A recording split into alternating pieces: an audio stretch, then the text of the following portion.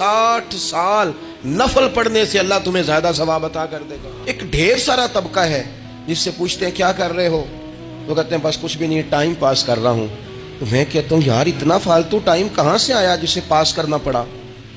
मैं बोर हो रहा हूं तो मैं कहता हूं बोर होने के लिए वक्त कहां से लिया आपने। आप तो मुसलमान हैं, आपका तो वक्त शरीयत ने बड़ा कीमती कर दिया है। आप तो 1 मिनट में 3 बार सूरह इखलास पढ़ सकते हैं। आपको तो जरा सा वक्त मिले तो आप जाके 2 रकअत नमाज की नीयत बांध सकते हैं। आपको तो थोड़ा सा वक्त मिले तो आपके तो नबी पाक अलैहिस्सलाम ने यहां तक हमारी तरबियत कर दी, हमारे हुजूर फरमाने लगे तुम कांटा उठा सकते हो ना गली से, तो वही उठा देना, उस पर भी रब सदके का सवाब अता करेगा।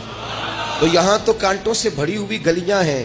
मेरे नबी पाक ने तो फरमाया था किसी मोमिन को बस खुश कर देना, वो चाहे लम्हे के लिए ही हो, उसके दिल में राहत डाल देना, उसे तसल्ली दे देना, रोते हुए आंखें आंसू पूंछ देना, उसको कह देना मैं तेरे साथ हूं।